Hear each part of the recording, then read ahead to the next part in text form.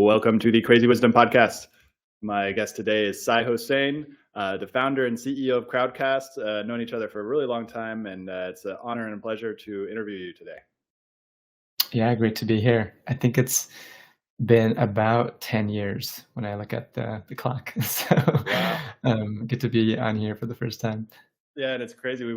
I think we first met at like Dolores Park in San Francisco a long time ago. It was sometime in like 2012, 2013. Yeah. Yeah, Yeah. either at Dolores, there's definitely a park involved. So, what are you most excited about these days? Yeah. I mean, it's a weird time, to think about excitement, but it just with all the different battles, wars, conflicts, whatever you want to call them, happening. Um, so I think it's sometimes easy to get into like different negative spaces of where the world is going. But if I'm thinking about the exciting parts, the parts that I'm, trying to focus on, the parts that are more positive, um, yeah, I think we live in a really unique time where you have a lot of converging, different effects or motions, you could say, that's been kind of going on for a while, that's building up together in crescendoing. And it's creating a space where we can dramatically, I think, accelerate in the shortest way of saying this, there's an opportunity here to accelerate the consciousness of the planet in a way that's never been possible before. And Mm. I'm excited to be part of that journey in whatever form. And it almost, I know from my own personal experience, and I'm going to make some assumptions here about like my own personal progression of consciousness. If progression of consciousness actually is there, if there is something such as that, that essentially it comes after really negative times, and it comes after I've hit Yeah. rock bottom. And it does feel like there's some sort of rock bottom. Do you think we've, as a society, have hit rock bottom, or do you think that we are there's more bottoms to come? Yeah, bottom is just such a relative term.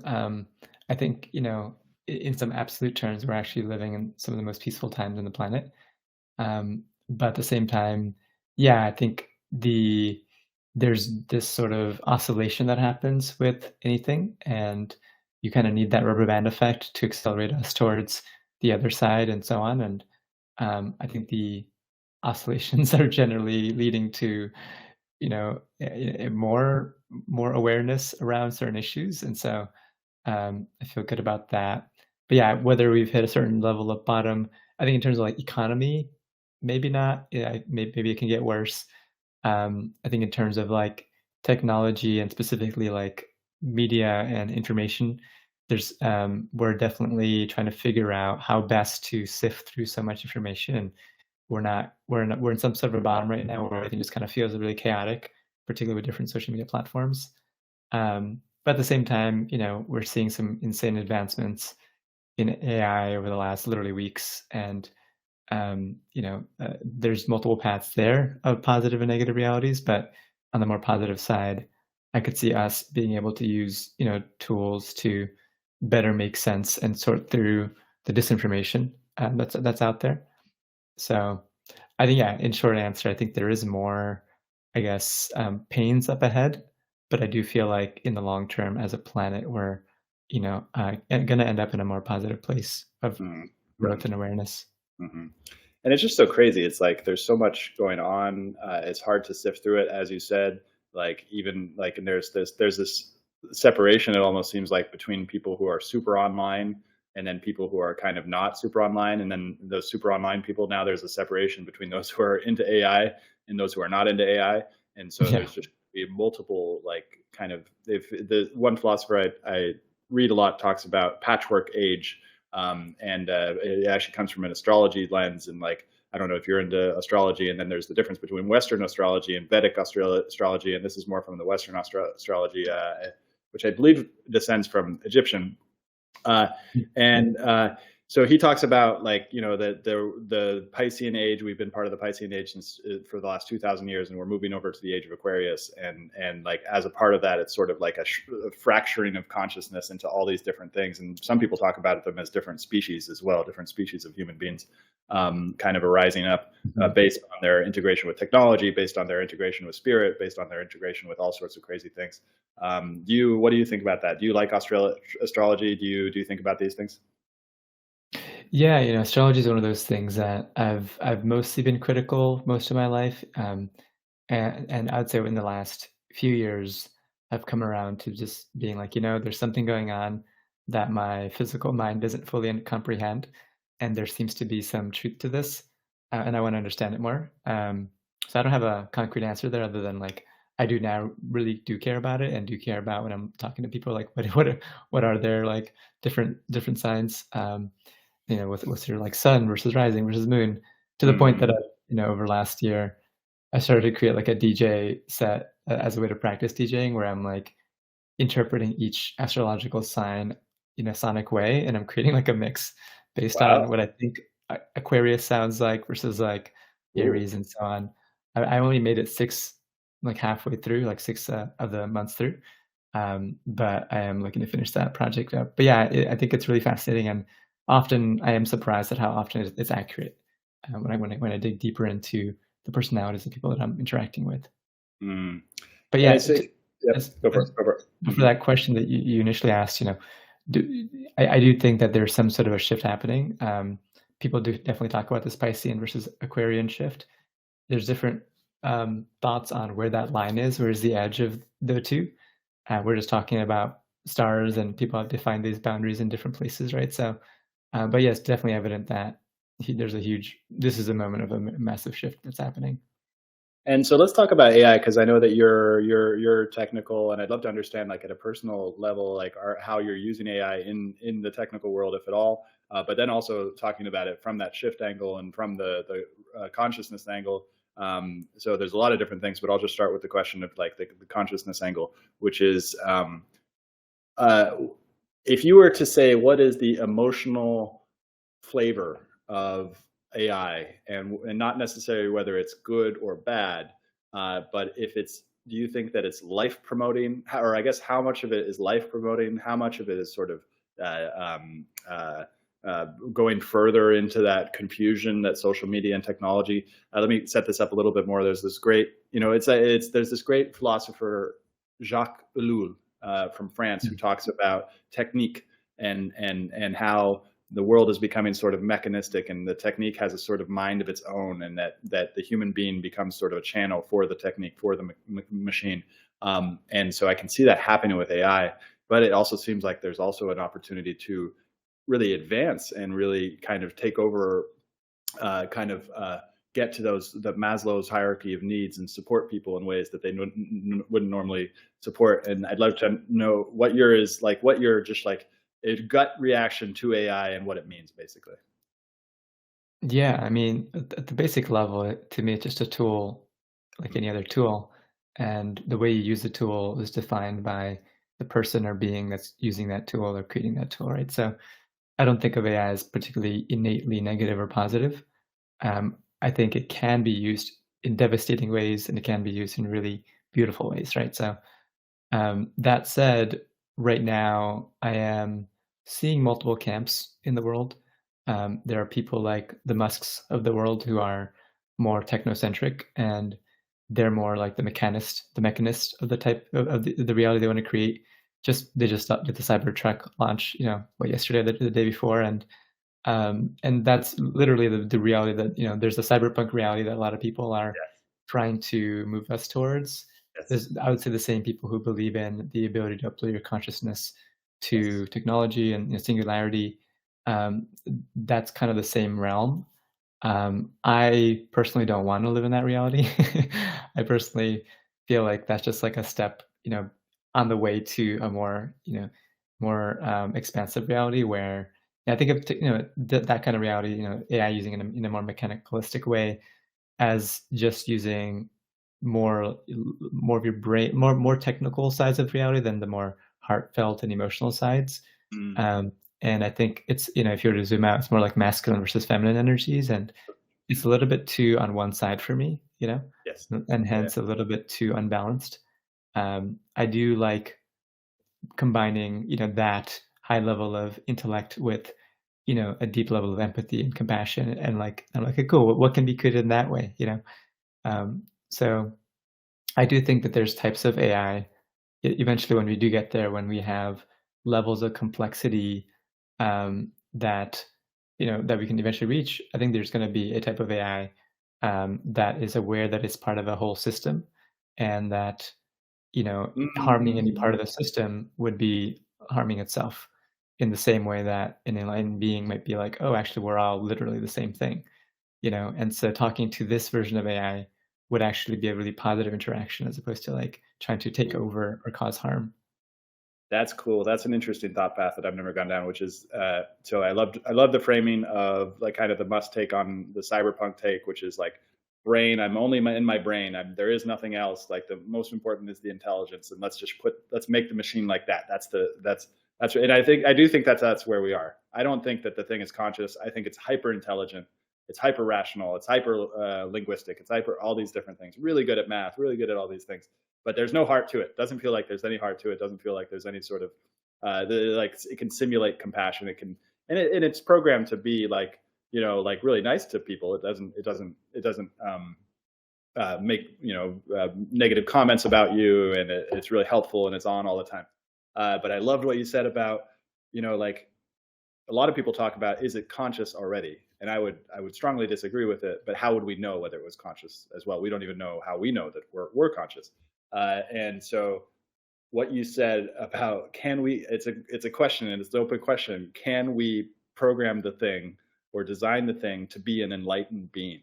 And can do you think we can do it? Like, and how do we get there? Because like I don't understand enlightenment myself, and yeah, I don't. It's weird. I was talking with another guy who's a researcher in machine learning, and we were talking about giving like simulating a sensory deprivation tank for the machine learning out for the LLM in order to spark awareness, self-referential awareness, uh, Mm. and uh, and like how would you do that? And he was thinking about how we would do it and everything like that. And that maybe there's something there in terms of like sparking emergent consciousness, but it really gets into all these questions that I don't understand about consciousness, and I don't think a lot of other people understand about consciousness, about like what it is and how it works and all these different things. I don't have a specific question out of that, but if you have any thoughts on how we program the intelligence to be enlightened, it would be very fun to talk about that. Yeah. Well, so right now, the way that LLMs work, you sort of have two main stages. You have this first stage of training that's just absorbing data and and identifying patterns in that data. And when you have that's called the base model, and when you have this base model, it's not that useful. It's just trying to regurgitate what it got. But then Mm, you have to go through a phase of fine tuning that model, where you're essentially training it to how to like be human and how to uh-huh. respond. And specifically, most of the fine tuning is around how to be an assistant and how to be a good assistant. Mm, And so it's just picking up patterns to see what is one who is a good assistant. How do they respond? So the kindness that we're seeing is just it learning a pattern, right? And then responding in that particular pattern. So in this moment, yeah, I mean, it doesn't have true self-awareness yet. But with maybe Q star and some of the other developments, whatever it is, you fast forward 5 to 10 years, maybe less than that, that's very, very possible to have the self-awareness. Yeah, I think the definitions really matter here, and I don't have a yeah, I'm not an AI researcher myself, and I don't have a really concrete definition of what self-awareness is. Um, I have a sense, I have like this more like innate sense of like, okay, what is consciousness? mm, And to me, there really isn't this idea of artificial versus non-artificial consciousness. It's just consciousness, mm, or just like different degrees of intellect and different degrees of self-awareness. A dog is conscious, but maybe their degree of self-awareness is just a little bit different than where we're at. yeah. Just like you might, and they're not better or worse. Just like a student in fifth grade isn't a worse being than Mm, than mm, who's mm. in college, right? They're just different degrees of evolution. So yeah, I think in some sense, we already have real intelligence. It's just a matter of, what level of self-awareness does that have? And then the next question is, once it has a level of self-awareness, what sort of rights do it have, Yes, right? interesting. But I think the whole thing, it's kind of funny, because right now we already don't most of the world don't really give enough respect to animals, don't Uh, give enough respect to, life that already is existing here today. So, um, the fact that we'll eventually have to have that decision with artificial life that we create is interesting because it's like it'll allow us to then question what we haven't already been, in which ways have we not already been giving rights to beings, right? Like to trees and mm, to the forests and and so on. Um, like why now? Why once we've created our own our own creation, do we have to ask those questions? Well, and it's funny because the what you mentioned is like the opposite of most people who fear the thing, because they're worried about it having goals of its own, and then those goals not aligning with our goals, and then turning us into a pet. And like the flip side. And that was an interesting kind of flip for me because where I've been looking at that question specifically is in the sense that this thing will actually treat us like a pet. I actually I don't think that's going to happen. I think that it doesn't feel conscious. It doesn't feel sentient. It doesn't feel like it is. But I don't know. I don't know whether this thing is gonna spark to have some sort of consciousness. And in that case, then we are dealing with and is it an individual? Like, and then how do we have that relationship with it? And then if it is an individual and it is smarter than us, maybe it's the one that decides whether we get the rights. And that brings the question of like power and all these other things and governments and everything like that. Because if we create Mhm. this individual with vastly more intelligent, and if we if it's enlightened, if it does feel that have that sense of like I'm part of this oneness of the universe, then it might be that enlightened philosopher king of Plato and such. But if not, then that might be a big challenge. What do you think about that? Yeah, I think one would fear it and fear that it would create a dynamic where the being is now enslaving us Mm, if we are the ones who are gonna be doing the same thing, right? So, yes, if you're coming, it's just a matter of like who the creator is, right? So, um, hence, it's really really important, like who are the first people on Earth that are um, I guess, stewarding the technology.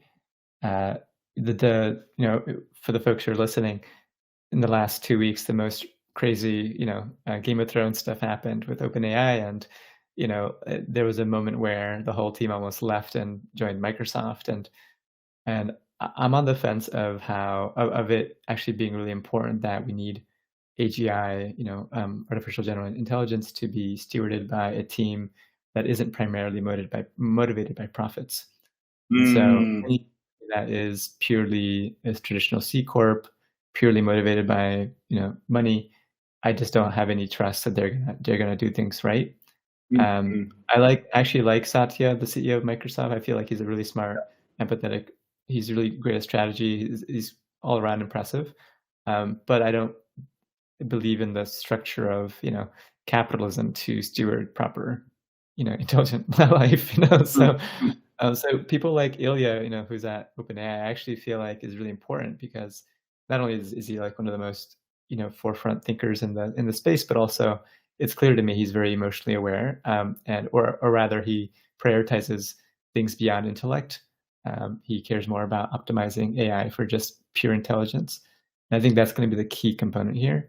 If we're mm, going to be creating AGI that's actually beneficial, we need to be optimizing for not just intellect, right? We need to optimize for full human awareness, which is including the heart, including feelings, including empathy and compassion.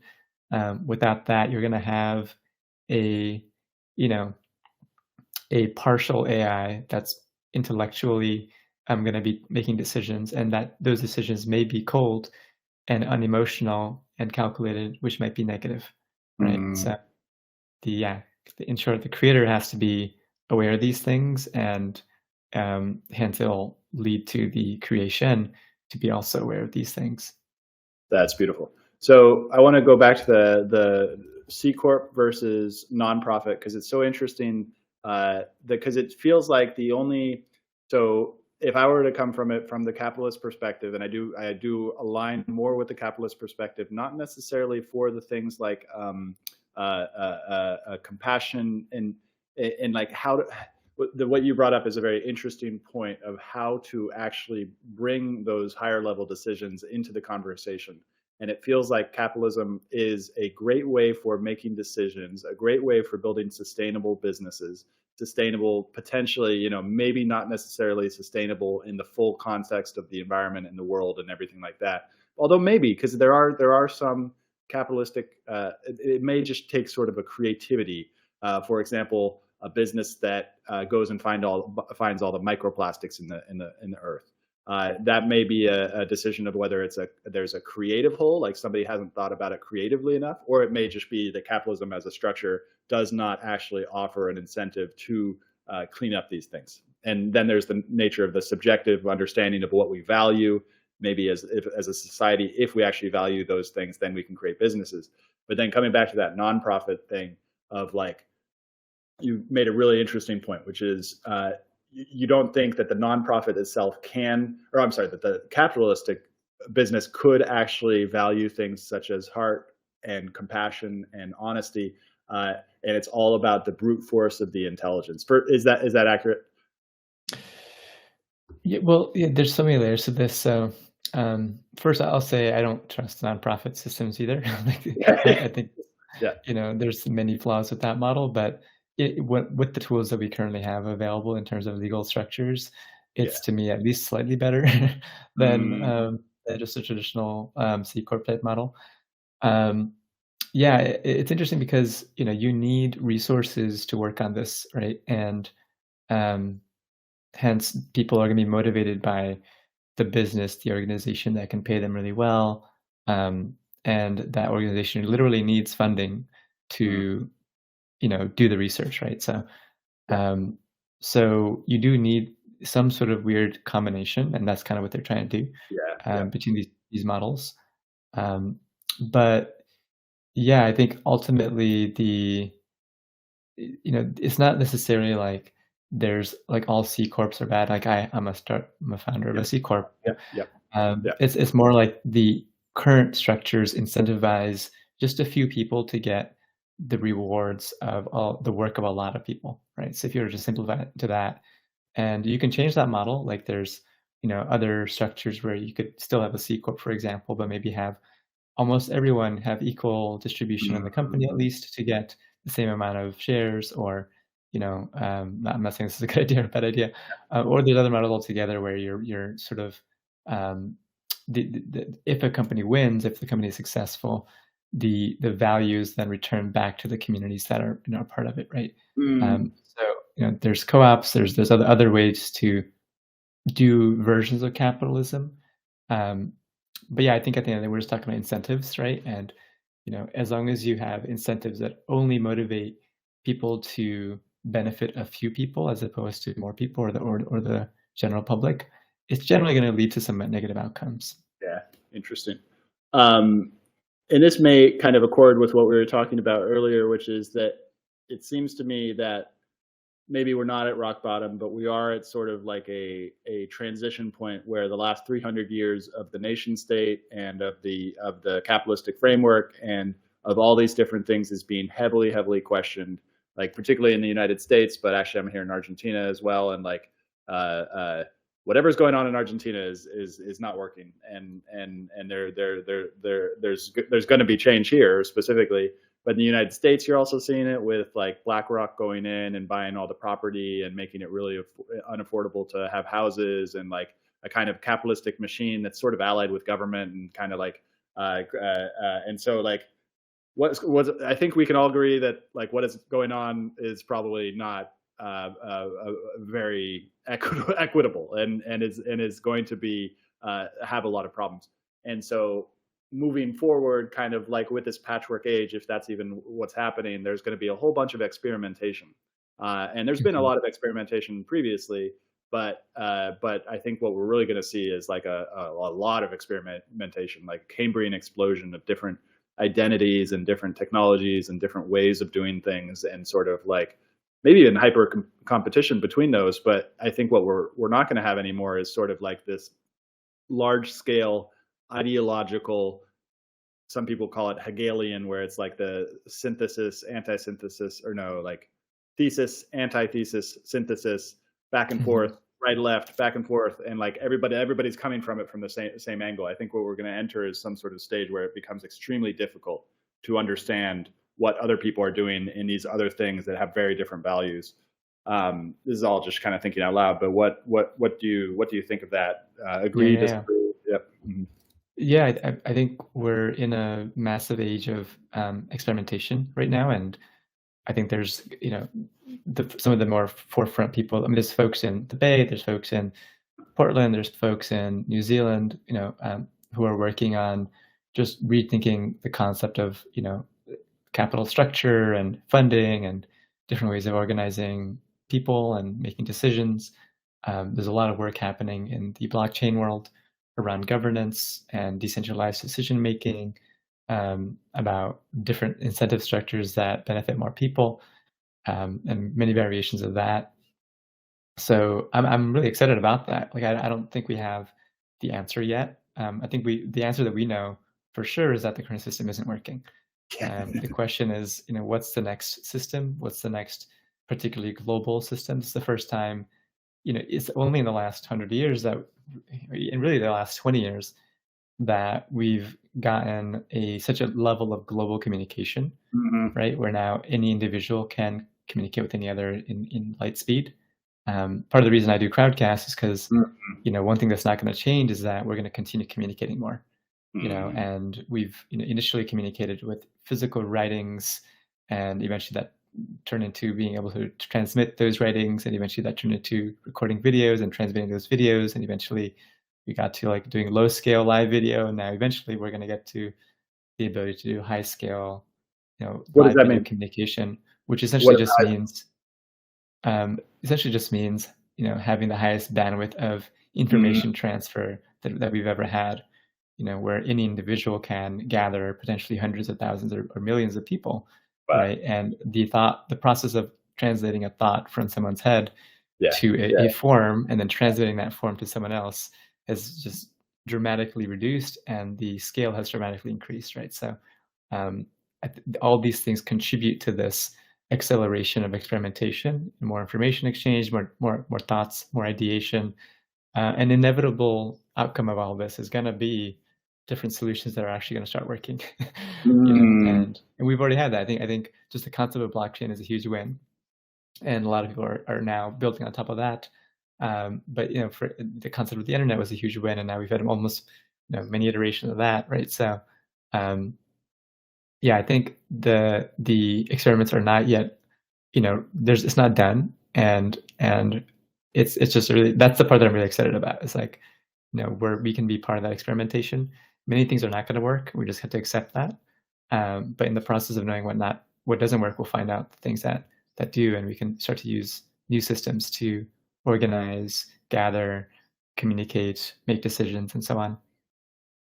I really like what you said about Crowdcast specifically, and the low scale to high scale, and the bandwidth transfer of ideas, because that high bandwidth transfer of ideas in the last 10 years, it feels like, is on Facebook with text posts. Sometimes people do videos, but not necessarily. But your text, and it's so easy to miscommunicate and misunderstand with text.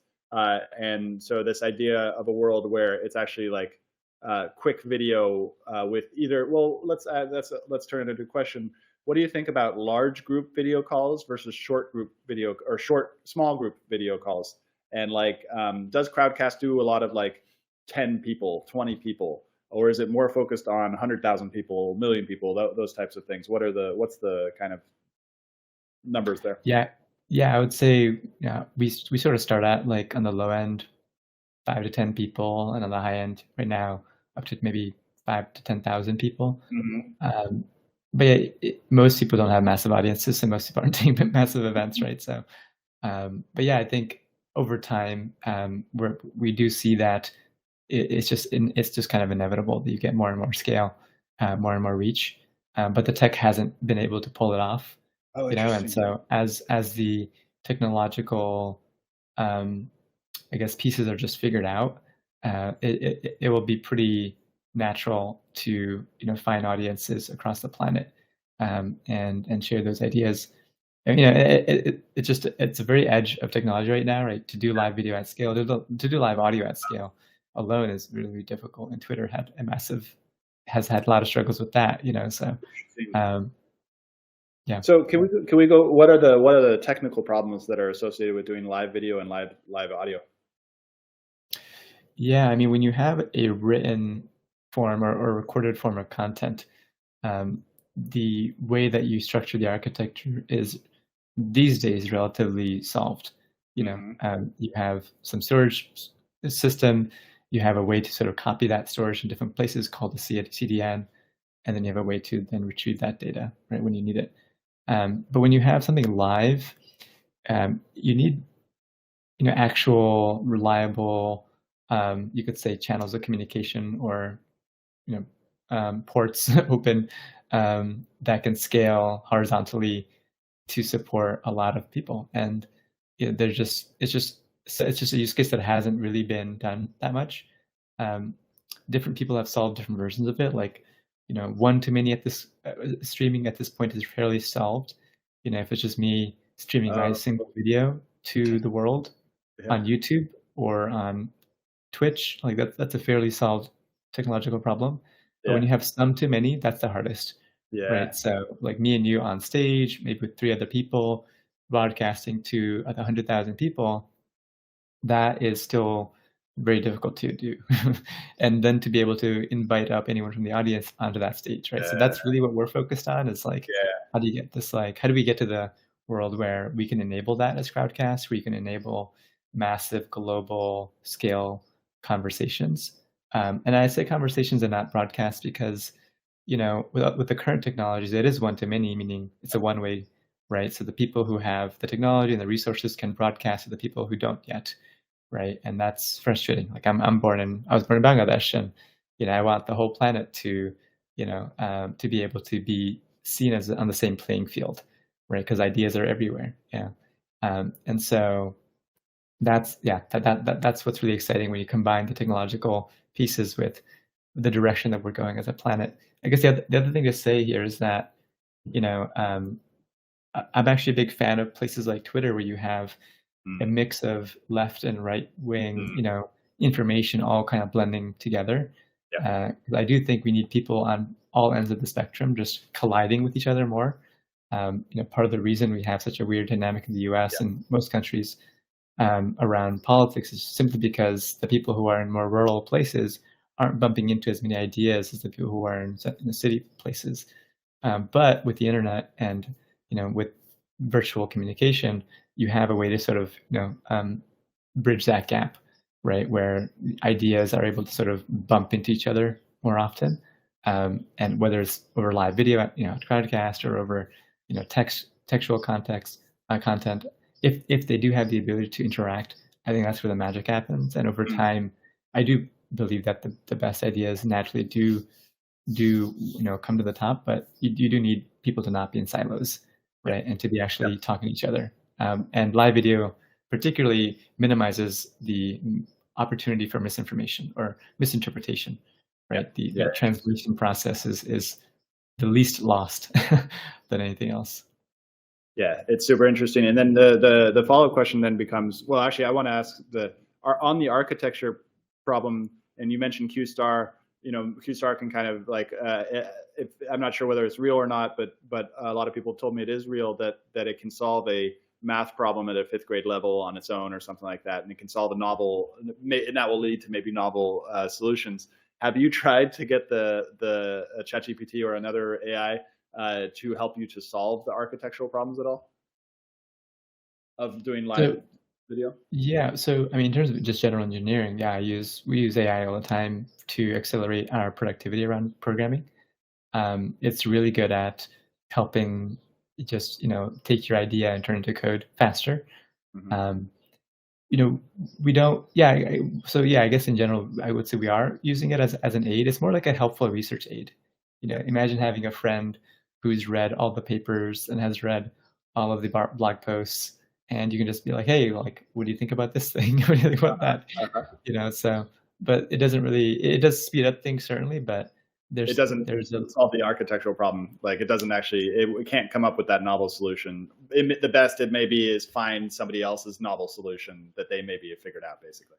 yeah, and part of it's just how much context can you give it, you know, like, and that's also accelerating, like, if you can give it more and more context around how your whole architecture is built. Eventually, yeah, Mm. I think it'll eventually know, oh, actually do this and do that. The other part is, you know, how much we at Crowdcast, like, how much do we want to own the technology versus, you know, Oh, rent the interesting. technology from other people. You know, because we personally we care more about the network of people, Yeah. and Yep. the communities and the problem that we're solving around, you know, enabling different individuals, creators, solopreneurs, even and businesses to ultimately make a living. Like that's kind of the way we think of it, and we think of events and live video as a means to an end, right? So you're only going to be doing events if you can make a living, right? So if you're maybe it's a workshop, maybe it's you're doing live webinars around a particular topic, or you know conferences, you know live podcasts, whatever it is. Hmm.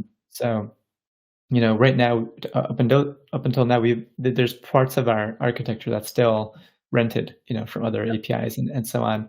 And I don't think we'll necessarily want to bring that in-house. The amount of headache that it'll bring is not necessarily Yep. one that we want to Yep. yet do. But we brought in a lot of it in-house at this point. So most of the architecture is custom built at this point.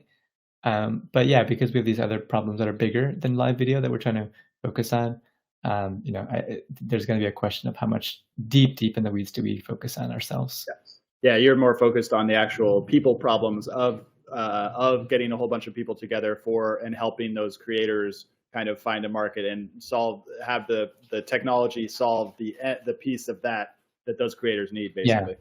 yeah, exactly. And I think you know that as much as I'm an engineer, I'm a designer. I know that people don't care what your technology is. Like they just don't. You know, Yeah. they're just trying to solve their problem, right? Yeah. And you could use blockchain, you could use something else, it just doesn't matter. Yeah. And those API companies and platforms, like, ultimately, to me, it's just a fight to the bottom. You know, there's gonna be faster APIs that are maybe better, you know, different priced, and it's just a constant battle, and it's not necessarily the game that we wanna play. Yeah. Whereas relationships, you know, that's something that you can't just replicate.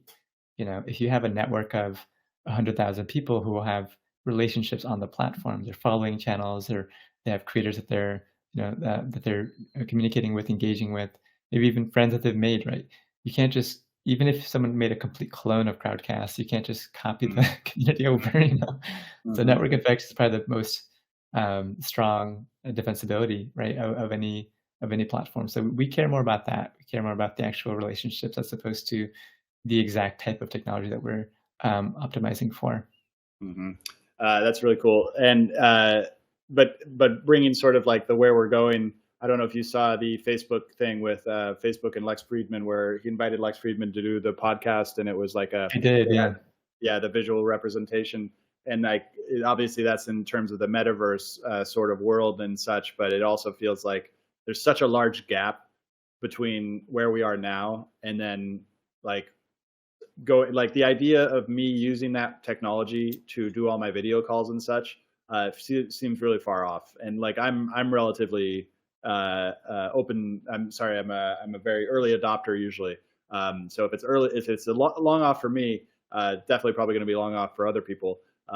What do you think about that? That like that? Do you think we're headed to that world? And what where does Crowdcast play in that, if at all?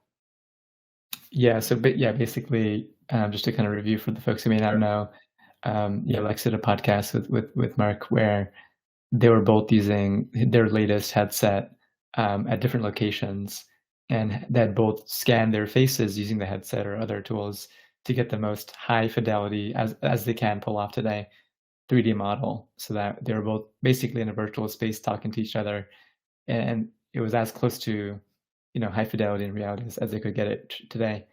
Um, yeah, I think eventually it'll get there, right? Eventually, the fidelity of the Mhm. virtual avatar would be, you know, as sharp as physical reality. It may not be fully representative of the truth, but it might be at, have the same, you could say, pixel density or something like that. Um, but there's just so many other senses, So, but I think this question around it's really a bigger question you're asking, which is that, as people eventually, well, one, will people adopt AR and VR as a primary form of communication with each other? And then two, how does that affect, you know, virtual event, live event platforms like Crowdcast and Zoom, where you're using video feeds, right, to communicate? Um, well, there's so many layers. So there's one, the most of the planet has don't have headsets, obviously, and most of the planets don't even have laptops, right? Most of the planet has Android devices, and they're gonna be using face-to-face video for a very, very long time.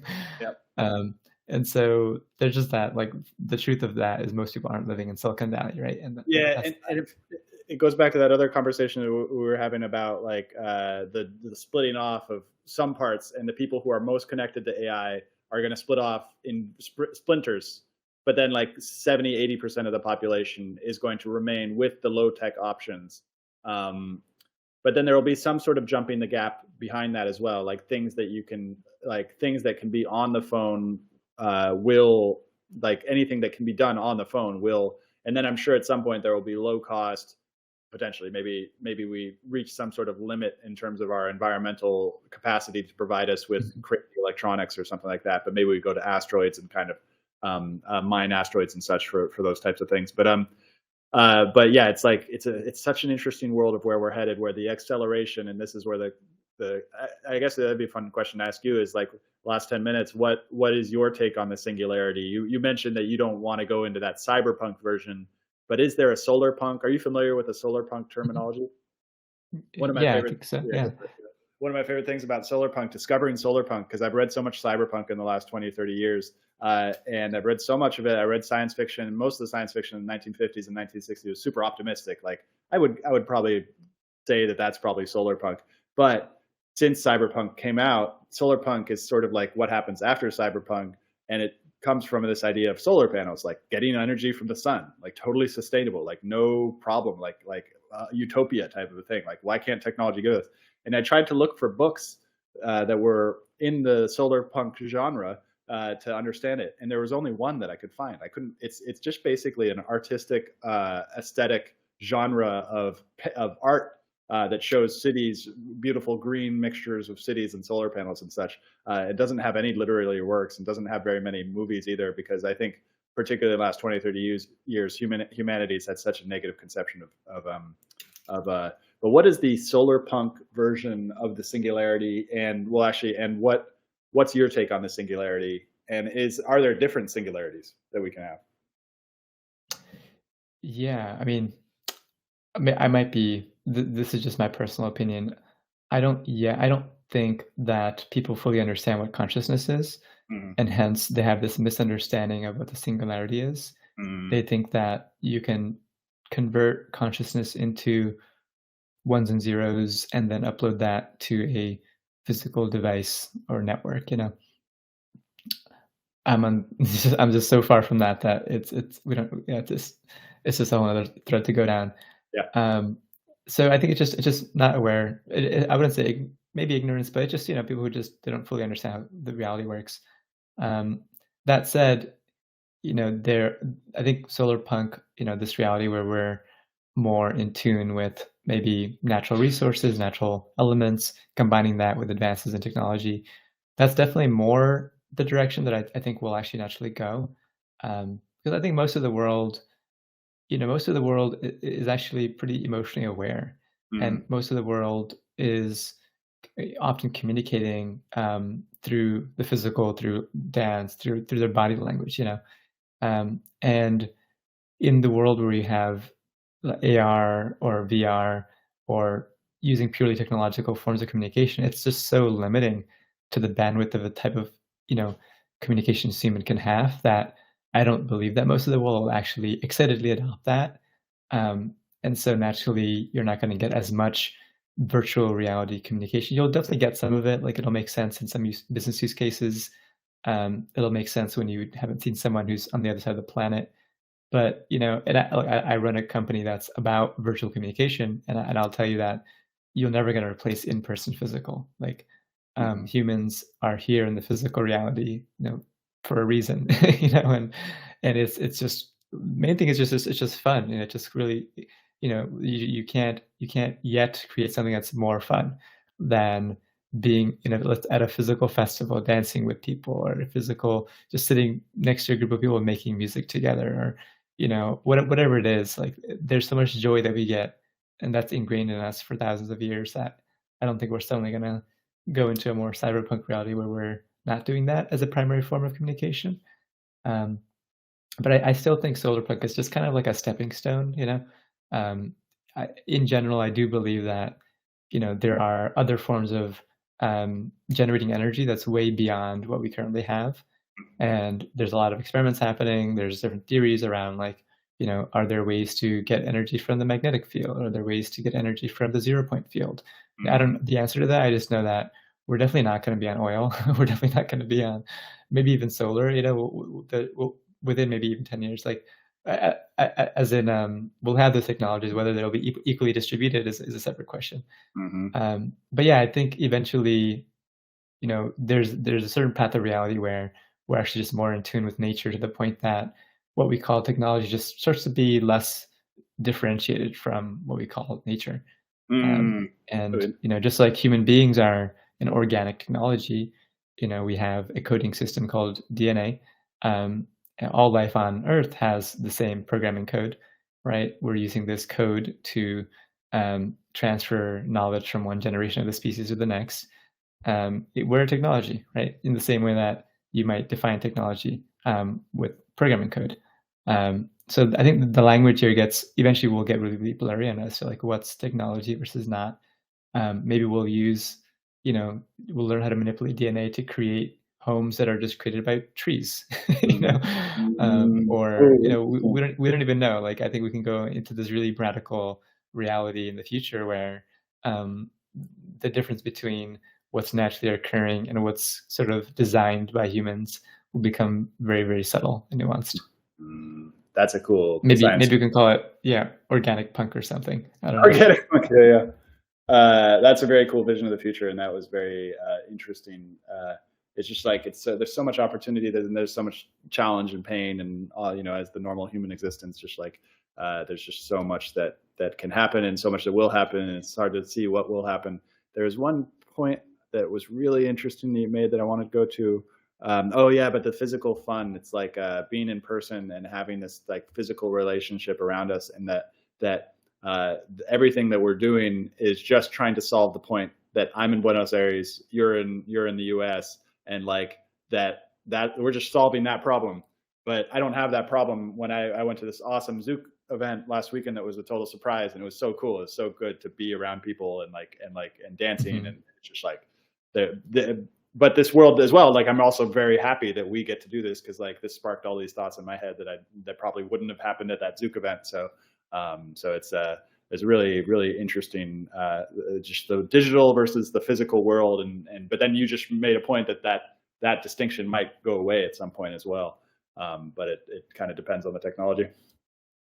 Yeah, and maybe one other layer to add to that is that, if people are deciding to put more investment in one technology versus the other, there's just so many things we could invest our energy in. But for example, I see in one reality where we've invested a lot of energy in transportation, and we eventually have forms of teleportation or transportation Mm, that's relatively short or instant, where I could just go to Buenos Aires and we could just have this conversation at a coffee shop, in Palermo or something, and that would be way more interesting to me than having it in virtual reality, So, yeah. yeah, I think it's just a matter of what do we want to prioritize as a people, and I, and to kind of open our, I guess, imaginations of what's really possible. Cool. Well, thank you so much for coming on the show. How can people find out more about you? Yeah, I mean, you can definitely just follow me on Twitter. I'm, Saidor, Saidurh on Twitter. Or come check out Crowdcast or crowdcast.io. But yeah, I'm not that active on social media. It's pretty hard to stay on top of things. But yeah, I'll try to, if you shoot me a message, I'll try to definitely get back to you. Cool. Thank you so much, Sai. Yeah, really good to be here, Stuart.